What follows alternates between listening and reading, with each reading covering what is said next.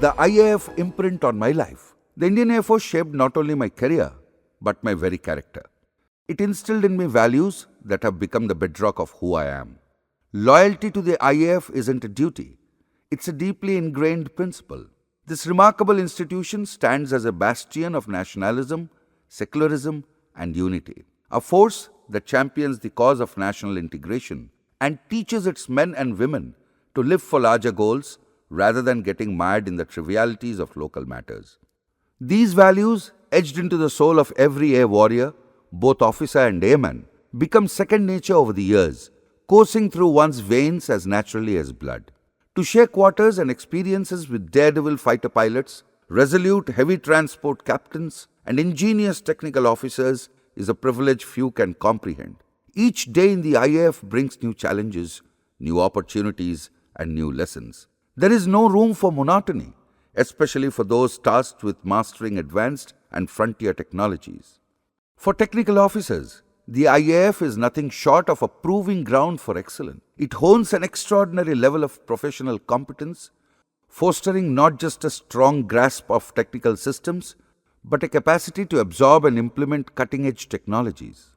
It teaches leadership not merely in theory, but in practice, leading large, diverse teams of skilled technicians. Through this, the IAF forges individuals capable of commanding with charisma and managing with precision. The Indian Air Force is more than a military institution. It is a crucible of character, a guardian of unity and a beacon of national pride. Its evaluation is not just a matter of defense strategy, but a reflection of our commitment to the ideals it upholds. Let us ensure that it continues to soar to ever greater heights. Beyond the professional realm, the IAF encourages active participation in sports, games, and cultural pursuits, further nurturing leadership and camaraderie. The sense of brotherhood within its ranks is unparalleled.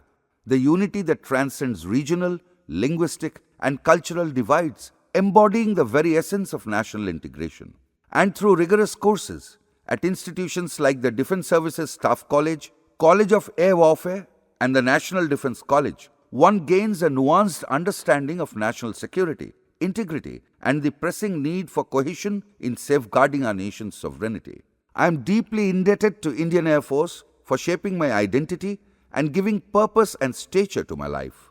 I humbly offer a few suggestions to further strengthen and elevate this glorious institution to even greater heights. Evolve, elevate, excel. In order to remain as one of the finest institutions, Indian Air Force must evolve with time. Recent wars have demonstrated that powerful impact of the element of surprise, where smaller, seemingly weaker forces, the Davids, have inflicted significant damage on much stronger adversaries, the Goliaths.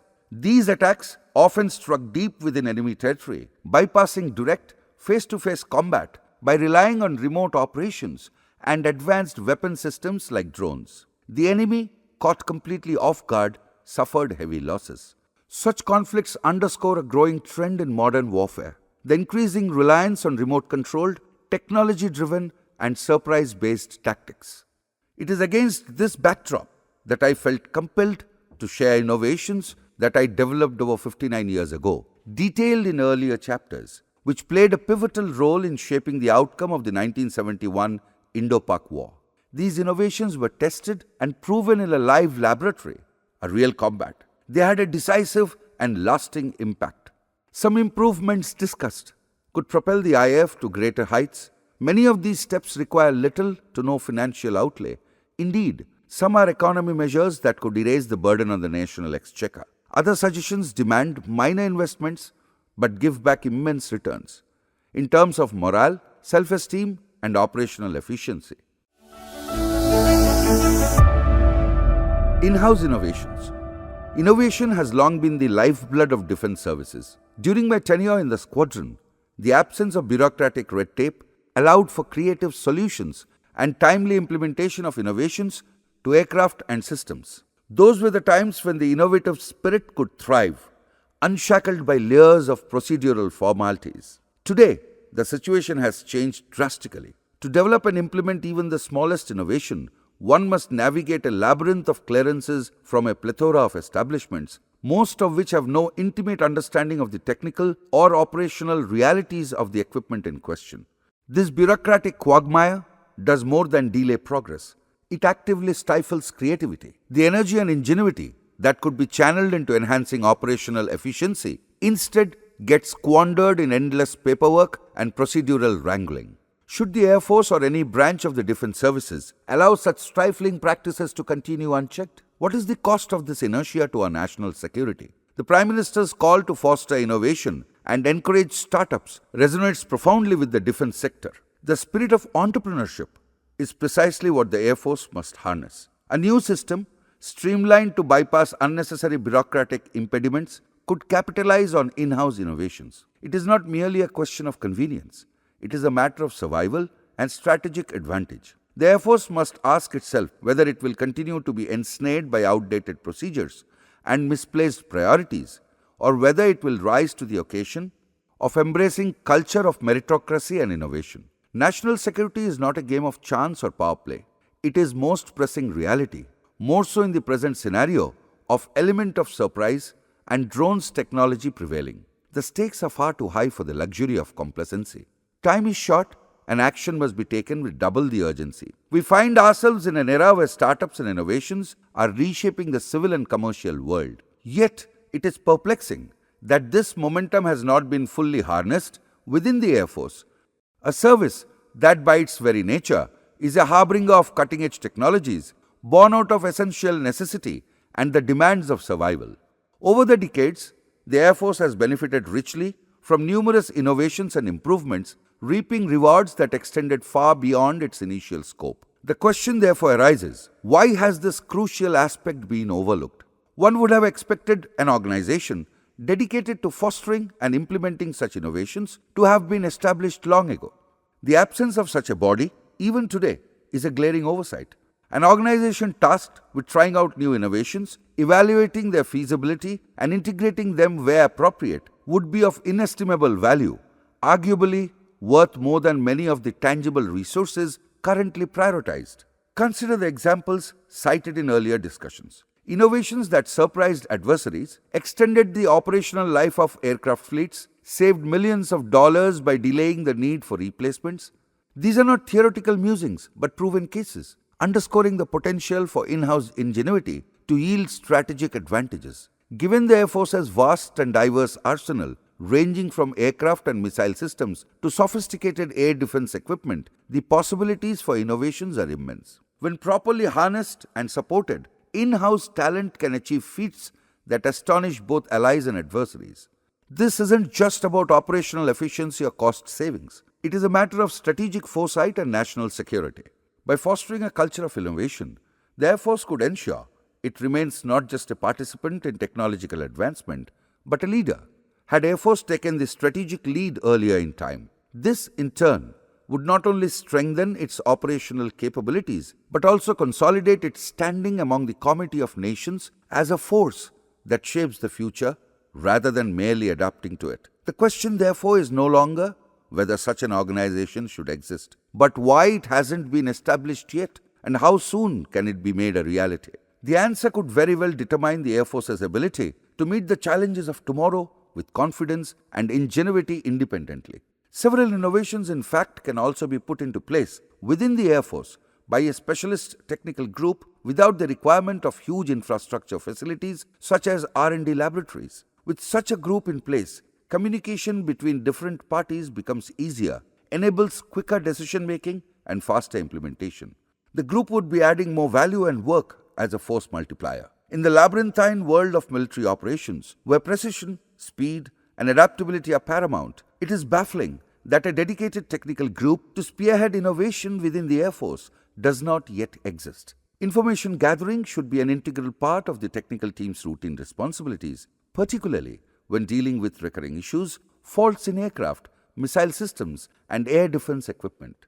Based on the urgency of the situation, a prioritized task list could be created to develop solutions, utilizing the available manpower resources effectively. Approval is required to employ specialized expertise, as well as for fourth-line repair and servicing. Additionally, private sector vendors who are already cleared for defense work can be enlisted if required. The measure would reduce weapon downtime and improve availability of serviceable aircraft. It is essential that the technical group is provided with the necessary resources, including sufficient manpower, financial support, and administrative authority to carry out the required tasks. A motivated and skilled team with experience in managing air defense equipment, aircraft, and missile systems will significantly streamline the process. Furthermore, recruiting postgraduate students from leading institutions is another key requirement to strengthen the team's capabilities. Case in point is the Tejas production. Had timely measures been taken, the current Chief of Air Staff would not have been compelled to vent out such grave concerns about HAL's performance in 2025. His frustration with the snail-paced Tejas production by HAL is justified. Technology delayed is technology denied, he had said. Most certainly, sir. I offer no apologetic excuse. My personal experience of working at HAL Lucknow for nearly 7 years and reports from the media substantiate this. Indeed, no sensible, patriotic citizen would see it any differently. Such complacency only plays into the hands of the enemy, who eagerly waits for such opportunities. The increased militarization of China and Pakistan is a huge security concern for India. It is time again for us to consider significant developments of new competing arsenal on their own by China and their overwhelming numbers, which should be watched most cautiously. It provides tactical and strategic advantages to China in terms of shorter period of logistic support of weapons and spares. Recent developments in the South China Sea challenging trade tariff war provides ample evidence of new strengths acquired by China and growing influence and unmentioned apprehensions in the World Committee.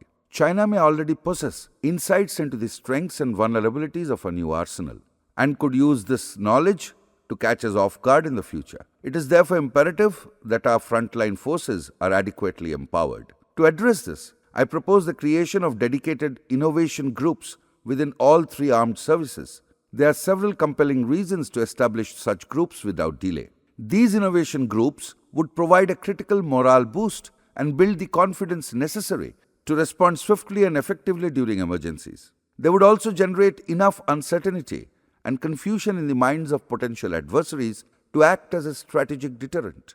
The innovation group can be under the direct supervision of the Ministry of Defense.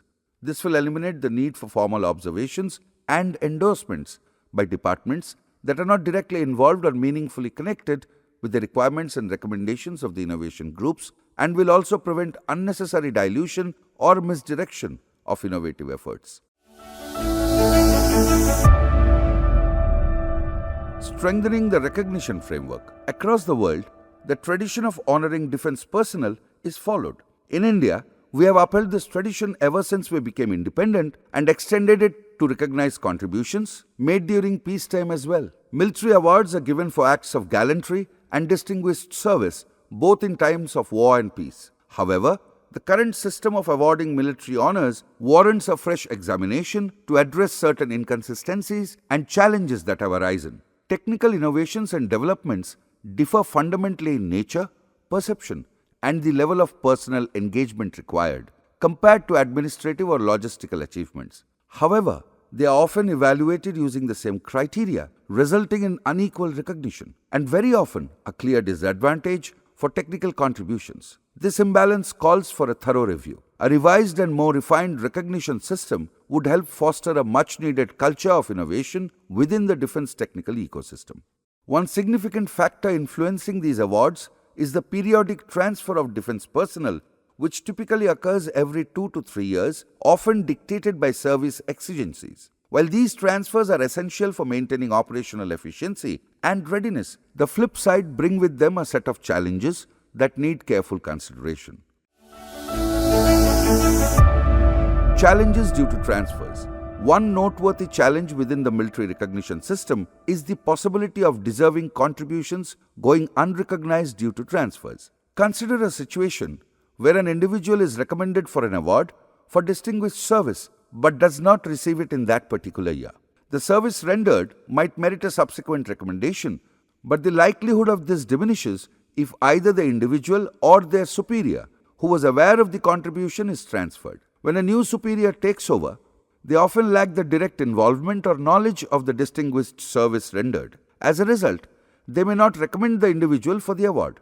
Consequently, both the individual and their valuable contributions are overlooked. This issue arises because the focus tends to shift from the contribution itself to the person involved, leading to a situation where neither is adequately recognized. This systemic anomaly requires urgent correction to ensure that truly deserving acts of distinguished service, particularly those with long-term impact, such as the MOD/Hunter/India/15, are not inadvertently disregarded.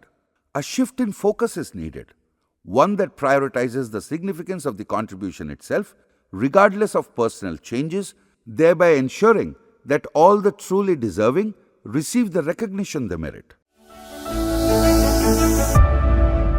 One effective way of handling this would be that every awardee receives a certificate of merit highlighting the contribution made to a project, the significance of the work, and its impact on the project. Literally, this should be entered in the personal records of the awardee to ensure permanent documentation of the meritorious work done. Similarly, for contributions having long-term impact of non-awardees, a certificate of recommendation can be given and noted down in personal records as well. This solution is both feasible and practical. It ensures that valuable contributions are formally recognized, regardless of whether they result in an award, thereby reducing the likelihood of deserving contributions being overlooked. This is a cost-effective way to correct the shortcomings of the system at no additional expense. Another way to address the inconsistencies of the recognition system is to start a practice of referring cases with long-term merit to a special committee, which would then forward the cases to the awards committee after vetting it for further scrutiny. In order to ensure continued attention, the awards committee must have the power to pursue a case for 2 or more years and not leave it midway due to transfers. The innovation group may submit recommendations for awards and rewards directly to the Minister of Defence following validation by concerned service headquarters, that is Army Headquarters, Naval Headquarters or Air Headquarters. Additionally, the innovation group is well suited to act as a supporting agency to the primary or sponsoring body in managing innovations developed at the unit level. These innovations are often overlooked and rarely given a second chance. Entrusting the innovation group with this responsibility would help correct past oversights and offer a fair and just resolution. It is likely that there will be some loopholes in any of the measures adapted. Hence, it is vital to have in place certain safeguards to uphold the integrity of the process. The proposed remedial measures will prove to be a morale booster to those whose contributions might otherwise go unnoticed and pave the way for a higher happiness index within the service. Additionally, it will also make possible successful post-retirement settlements. In this age of technological innovations, having such a system in place is highly essential as it will further foster an ecosystem of excellence and innovation. Motivation and improved self-esteem, as we all know, plays a critical role in the overall productivity and morale of an individual as well as a technical crew. Such changes are not merely desirable, they are imperative. Morale is the lifeblood of any armed force, and small gestures can foster loyalty, dedication, and an unshakable commitment to excellence. While the IAF leadership can propose and initiate, the final responsibility rests with the Ministry of Defence. It is their duty to recognize the strategic value of these initiatives and implement them with urgency they deserve. Aeronautics and aviation. Aerospace has 2 major elements: aeronautics and aviation. Aeronautics is the science and technology element, whereas aviation deals directly with flying. At the time of the Wright brothers and the early years of aeronautics, the field was limited to aerodynamics that slowly expanded to aero engines. With the rapid advances in electronics, its usage and contribution in aeronautics has increased manifold and also the costs. In the present-day scenario, aeronautics is inclusive of aerodynamics, aero engines, and avionics. Aeronautics cannot be imagined without avionics. In the realm of aeronautics, there exists a class of professionals whose knowledge and expertise rival, often surpass, the most esteemed scientists and technologists in the field. There are the technical officers of the Indian Air Force, individuals whose academic foundations are further sharpened by years of hand-on experience. Unlike specialists confined to narrow disciplines, these officers possess a holistic understanding of aircraft, their systems, their weaponry, and above all, the absolute necessity of aircraft as a weapon. It's not merely a product of service exigencies, but also of personal initiative, a relentless pursuit of mastery born from necessity and passion. What sets these officers apart is their unparalleled comprehension of the entire aircraft, an expertise that remains unmatched in the broader aeronautics community. Their insights span aerodynamics, radar systems, propulsion, and weapons integration, forming a reservoir of knowledge that is as rare as it is valuable. This is no idle claim, but a view echoed by eminent academicians and professors in premier institutes, many of whom have marveled at the breadth and depth of the IAF techies' understanding. Yet, paradoxically, these very professionals remain conspicuously absent from the Aeronautical Society of India, AESI, the country's premier body for aeronautical sciences. This oversight is not merely an administrative lapse, it's a strategic failing. For while the AESI thrives, thanks largely to the contributions of entities like the Defense Research and Development Organization, DRDO, its membership and intellectual output are deprived of the practical and theoretical insights that only Air Force technical officers can provide. The current landscape of AESI is dominated by professionals from DRDO, HAL, NAL, and the airline sector.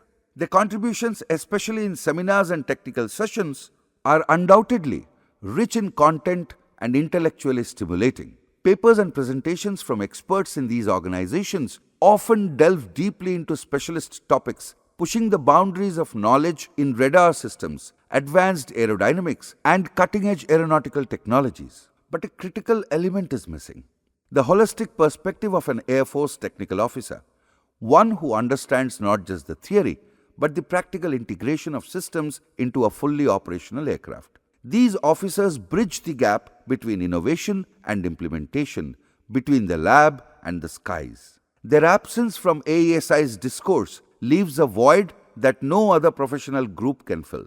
The reasons for this omission are as troubling as the consequences.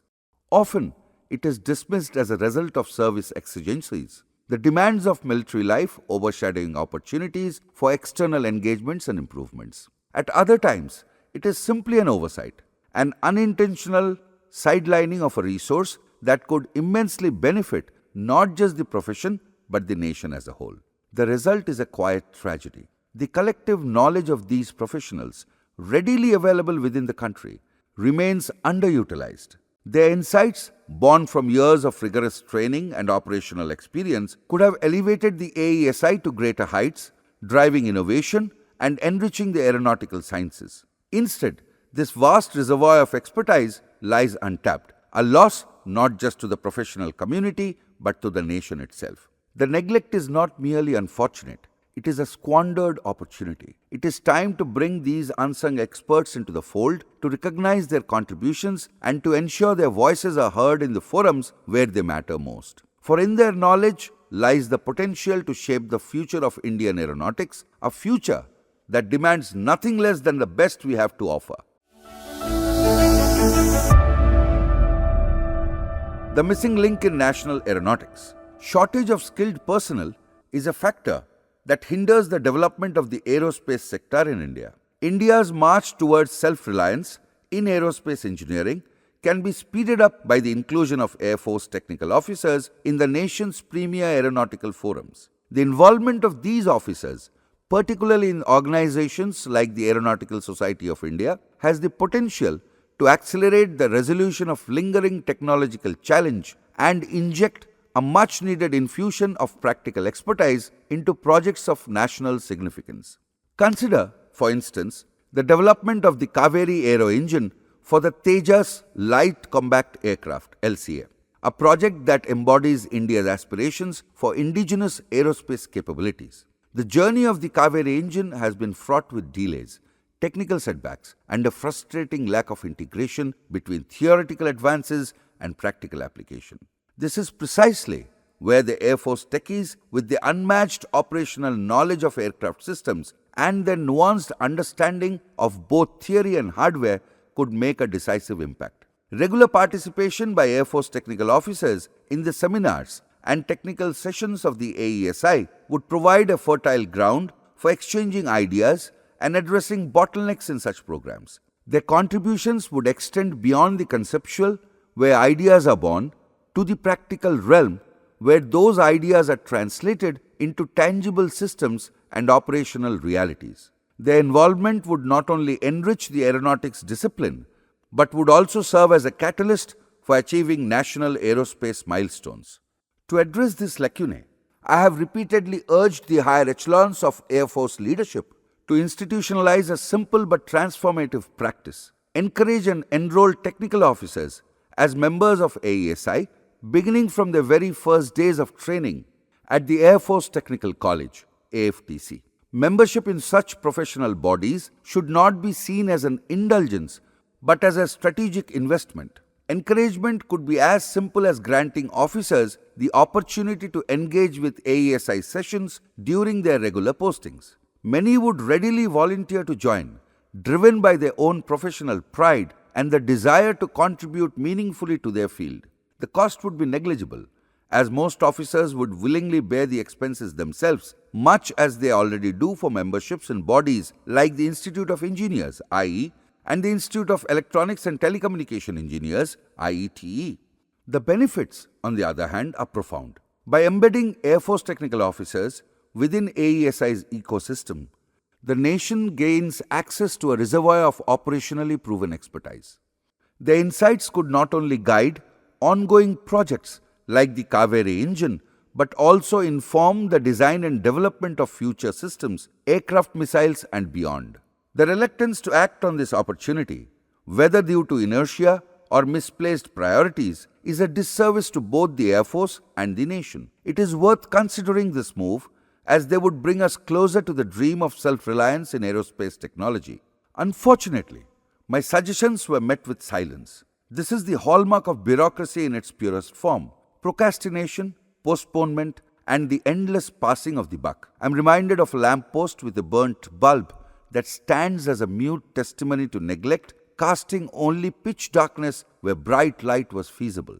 To witness such indifference and apathy within an institution as vital as the Air Force is dispiriting beyond measure. It confirms what many suspect but hesitate to articulate, that insecurity festers at the heart of the ruling classes. Insecurities, when left unchecked, manifest in the deliberate marginalization of those who could pose a challenge to their perceived fears or threats to authority. The consequences of this insecurity ripple far beyond the personal.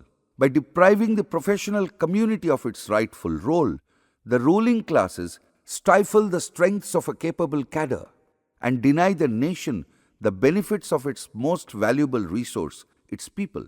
This phenomena is not confined to professional circles. It's a reflection of a broader malaise in the social fabric.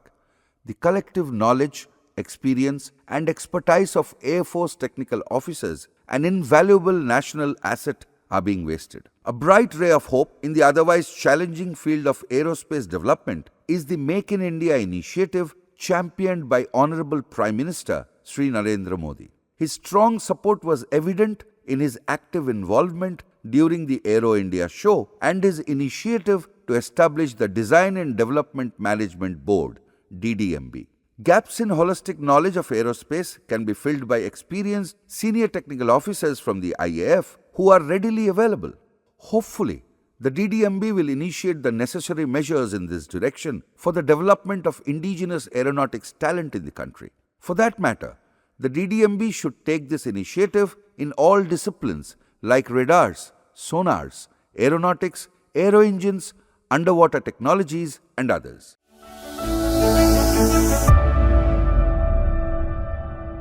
Spirit of bonhomie. As mentioned earlier, great bonhomie and a spirit of brotherhood is generated in the squadrons. Strong relationships are formed.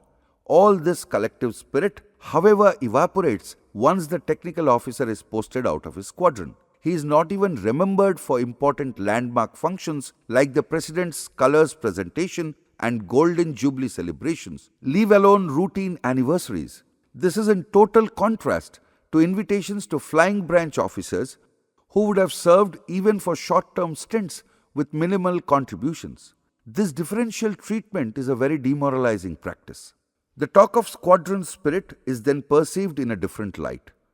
Is this whole rigmarole just a ruse to get the best out of the technical officers who often go beyond the call of duty, ensure the smooth maintenance and overall performance of the squadron? Another rather humiliating experience, similar to the one described earlier, occurred at the time of the President's Color Presentation ceremony after the event had taken place from friends who had participated.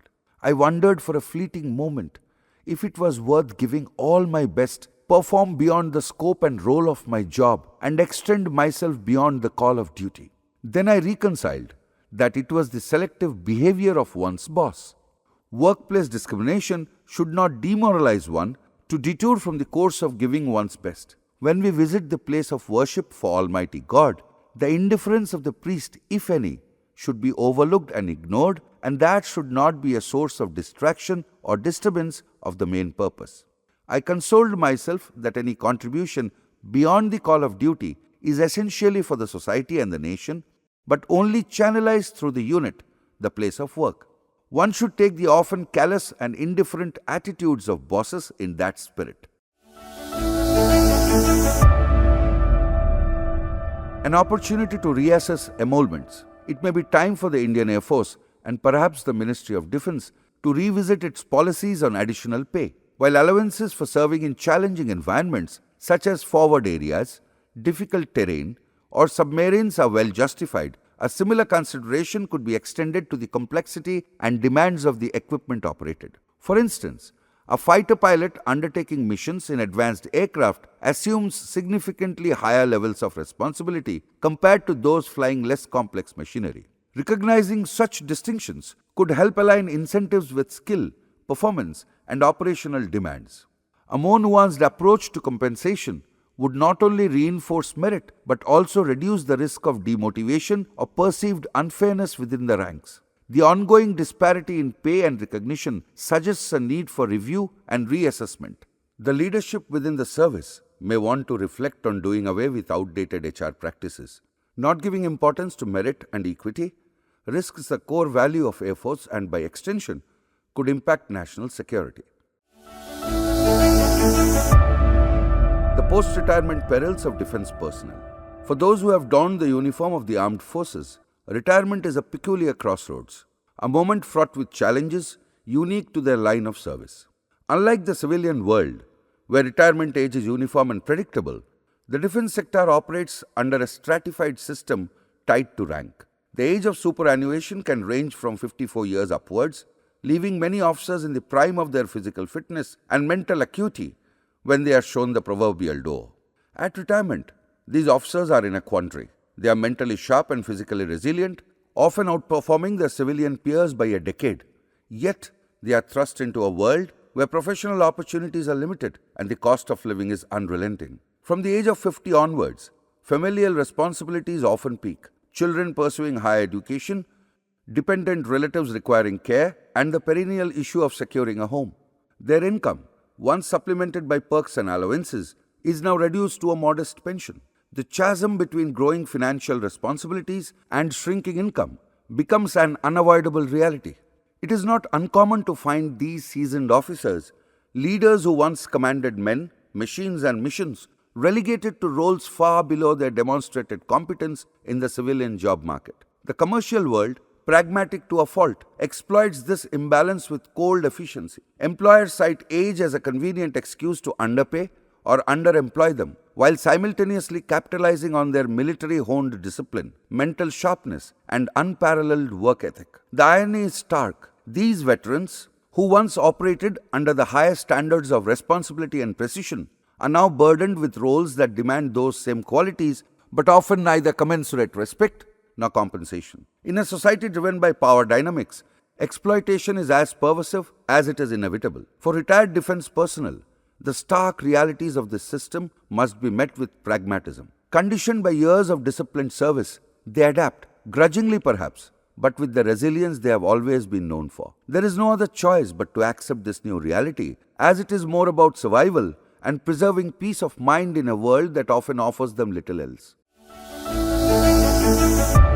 Meritocracy, the first casualty of a power-motivated society. In a society driven by the relentless pursuit of power, the very concept of meritocracy often becomes the first victim. The corridors of influence, whether in bureaucracy, business, or academia, tend to fortify themselves with insular lobbies determined to shield their positions from any outsider, no matter how meritorious or competent they may be. This behavior, while ostensibly self-serving, is not entirely irrational. It is born out of a genuine fear of clever gatecrashers, those armed with political or social clout or establishment backing, and infiltrate these strongholds under the guise of merit only to destabilize the balance within. Such people are not mere figments of mistrust. The media is replete with reports of power struggles within influential groups, bureaucrats jostling for position, executives undermining rivals, and academics embroiled in petty disputes over authority. These conflicts often expose the fault lines within systems that should prioritize capability, but instead devolve into arenas of factionalism and cronyism. Yet, amid this grim picture, there are glimmers of hope.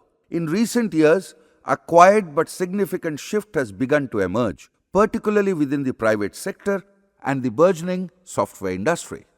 Here, the relentless demands for global competition and innovation have started to erode the walls of entrenched favoritism. Performance and competence are increasingly valued over patronage and connections. This is a welcome reprieve from the nepotism norms of the past. This shift is a heartening sign of those who believe in the principles of meritocracy. It suggests that while power struggles may persist in certain corners, there are industries and sectors where the tide is turning, driven by necessity and the undeniable truth that merit remains the most reliable path to excellence. For now, these pockets of progress offer a glimpse of a better, fairer future, one where talent and hard work might yet reclaim their rightful place. The stark contrast of civilian incentives. In the world of civilian employment, the age of retirement has steadily crept upward, beginning at 58 years and extending to 63 or beyond. This adjustment is both pragmatic and reflective of modern realities. Longer life expectancies and improved health standards make it reasonable for individuals to remain productive members of the workforce for longer. It's a decision grounded in logic, with clear benefits for the employees and their organizations alike. However, this seemingly benign policy casts a long shadow over the armed forces, creating an unintended yet significant consequence: a growing disincentive for the younger generation to choose a career in defense. Despite their patriotism, enthusiasm, and genuine interest in serving their country, many bright young minds are compelled to look elsewhere. Civilian jobs, with their longer tenures, extended financial security, togetherness with families, become the preferred option. The disparity is glaring. In the military, where the age of retirement is often dictated by rank and promotion, a system that sees many forced into retirement in their early 50s, there is little room for long-term career planning. The consequence is a stark reality: a prematurely truncated career, followed by the necessity of seeking second employment in a world that views them as past their prime.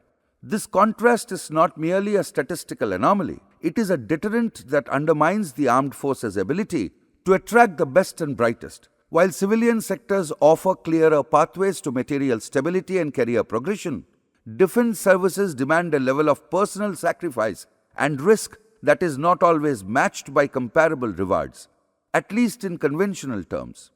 Very few civilian jobs provide a sense of institutional belonging, the stature and standing in society that a life in the forces gives.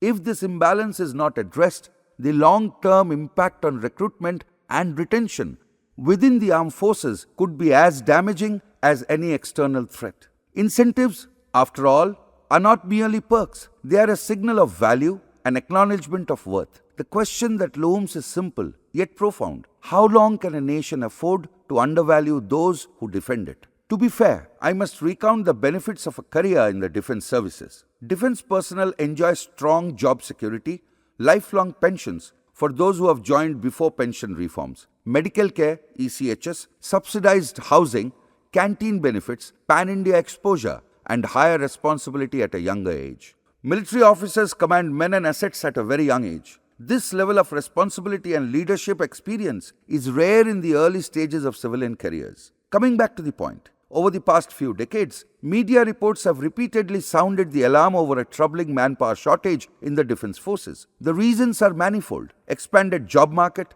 wider choice of available career opportunities, nature of work, location, and so on.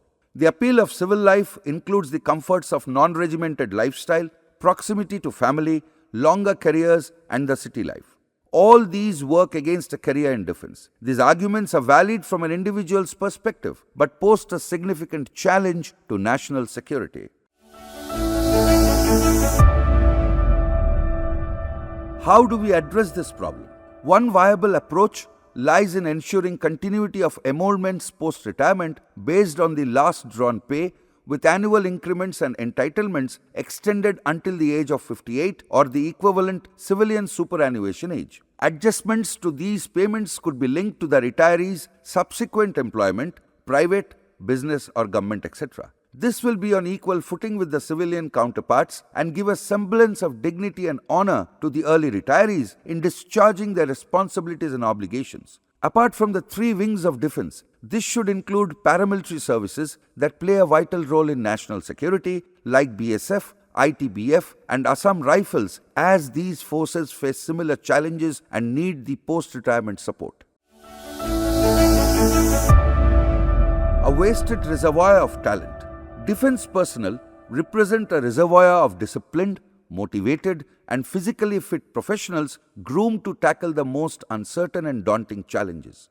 Their ability to adapt to hostile environments and resolve crises with leadership, resourcefulness, and innovation is unmatched, often serving as a catalytic force to elevate the performance of others. They possess diverse talents cultivated through exposure to multifaceted roles during their service. These attributes make them assets in functional domains like manufacturing, logistics, marketing, finance, R&D, HR, and training. Their technical knowledge, particularly among officers and technical branches, is cutting edge, requiring minimal induction or training to transition into civilian roles. By failing to tap into this reservoir of capability, the nation loses the opportunity to leverage their expertise during their post-retirement years, an era that could otherwise be devoted to productive national building, extending for 7 to 10 years or more. This oversight is not just a missed opportunity, but a failure to capitalize on a vital national resource. The private sector, renowned for its agility, innovation, and business acumen, has paradoxically failed to tap into the immense potential of the nation's retired defense personnel. Instead, it has relegated them predominantly into security roles, capitalizing on their discipline and dependability but sidelining their broader capabilities. This underutilization, as previously noted, borders on exploitation, an irony considering the private sector's supposed knack for recognizing value. However, recent trends hint at a quiet shift. Increasingly, ex-servicemen are being recruited into roles beyond security: marketing, human resources, production, and IT-enabled services. This change, though incremental, reflects an emerging awareness of their untapped skills. More significantly, a new initiative has been proposed, a bold and promising venture that, if executed with vision, could integrate thousands of trained managers and professionals into the nation's ambitious Make in India project. This is not just a step forward, but a leap in recognizing and deploying a resource that is tailor-made for such a mission. The promise is there, the potential is vast. At last, it seems, the private sector may begin to embrace what should have been obvious all along. Better late than never. While these schemes put burden on the national exchequer, the long-term benefit, both tangible and intangible, could far outweigh the costs. A detailed study with the involvement of all stakeholders, including ex-servicemen organizations, is necessary to ensure that the schemes are well-rounded, practical, and cater to the needs of those they are designed to benefit. Financial burden.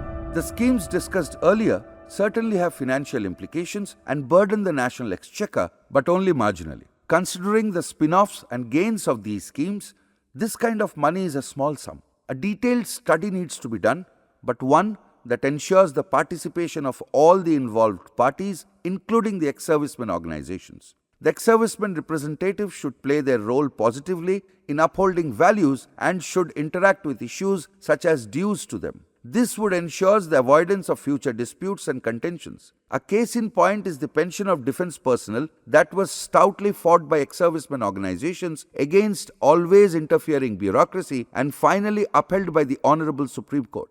Such protracted proceedings undoubtedly leave bitter memories for both parties.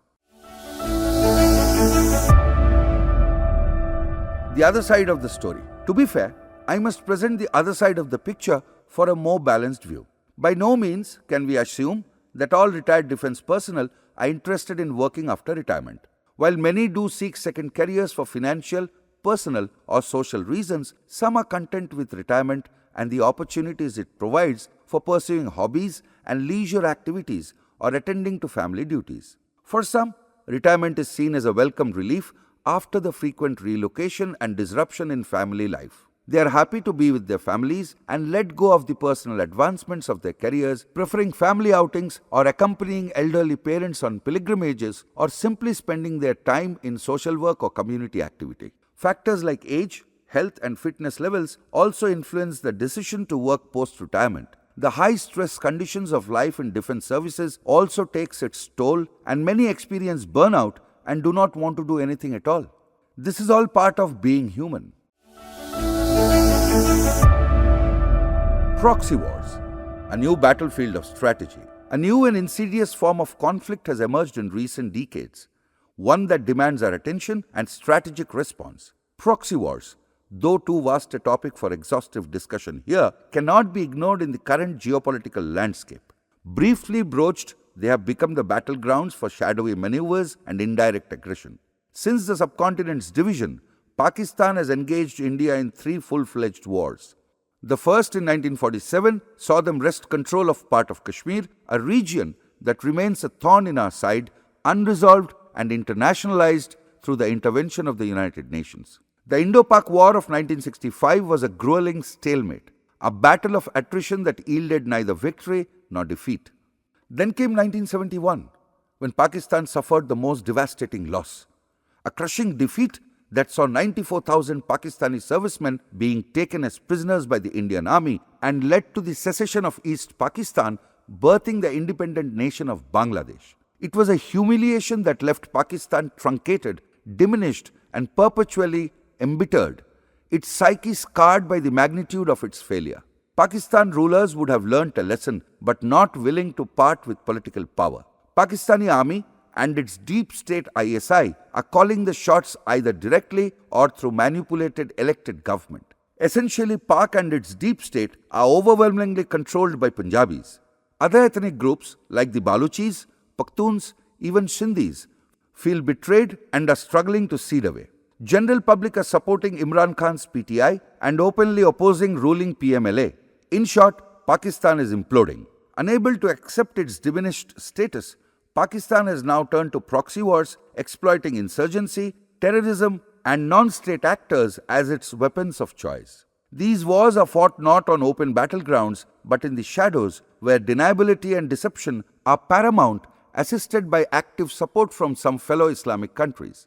The challenge for us is not just to counter this strategy, but to outthink and outmaneuver it, ensuring our national security remains unassailable in this murky theater of conflict. Having realized that a direct confrontation with India is perennially to their disadvantage, Pakistan has been indulging in proxy wars supported by some Islamic countries. It involves various student groups and societal organizations. It underscores the importance of not only diffusing these situations, but also preemptively countering the narratives that fuel them. Developing smart and adaptive strategies to counter these indirect forms of conflict is crucial for safeguarding national security. 6th May 2025, a turning point in the fight against terrorism. On 6th May 2025, a cowardly terrorist attack targeted innocent tourists enjoying their time in Pahalgam, Kashmir. This brutal act confirmed the continued, albeit indirect aggression of Pakistan, particularly through its intelligence agency, the ISI, against India.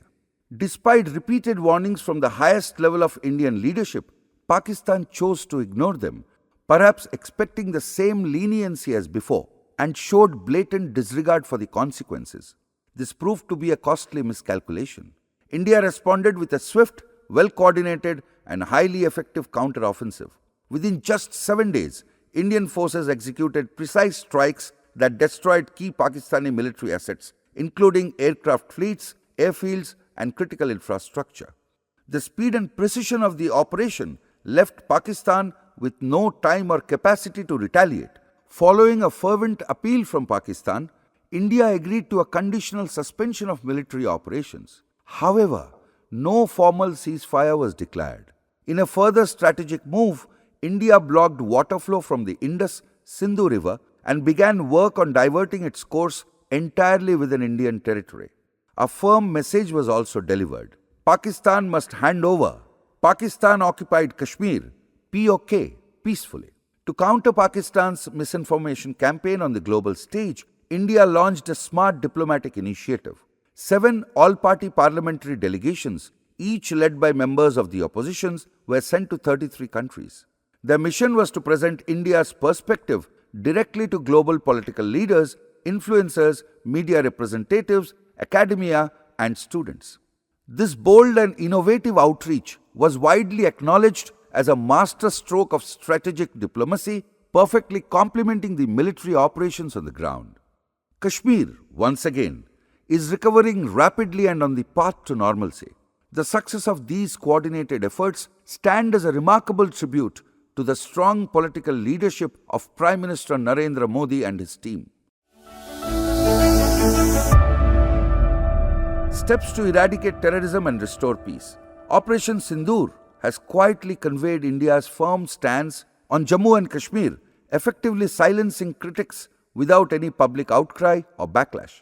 Those who once voiced opposition appear to have retreated into dormancy, perhaps slipping into sleeper cell mode, waiting for an opportunity that may never come. Meanwhile, an element of unintended comedy has emerged on the international stage.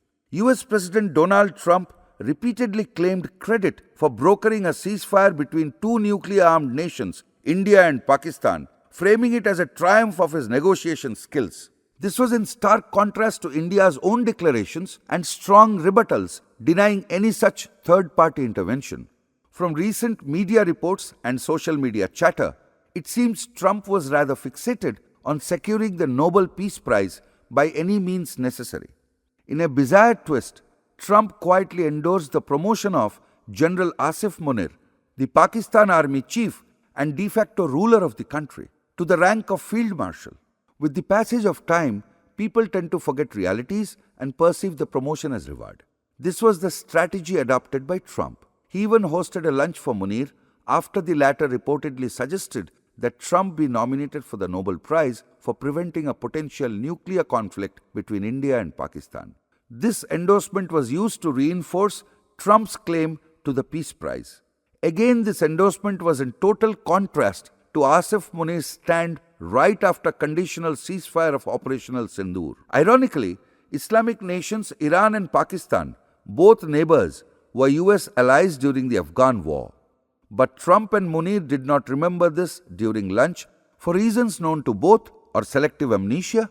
Eventually, Trump had to concede to India's position that any suspension of military operations was the result of mutual agreement, not because of peace brokering in any foreign countries.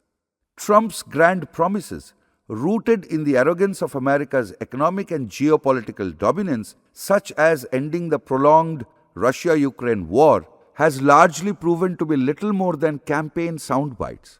His pledge to bring peace to the Middle East has fared no better.